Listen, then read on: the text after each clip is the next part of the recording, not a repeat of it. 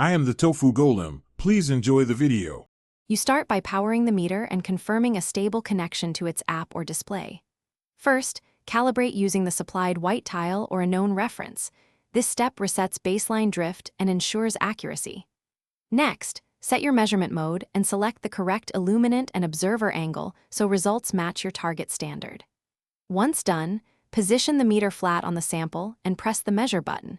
Hold steady for the device to capture color values, making sure no external light leaks in. Now refine your technique for reliable data. Maintain consistent contact pressure and perpendicular angle to avoid gloss and geometry errors because small changes skew results. Take at least 3 readings across different sample spots and average them, discarding any outlier that clearly differs. Capture full output, L*A**B* values, delta E comparisons, and spectral curves if available, and log contextual notes like sample ID, temperature, or coding. Make sure to label each averaged result so comparisons remain traceable. To finish, save your calibrated profile and export the measurements to CSV or PDF for backup and sharing. This preserves settings and audit trails.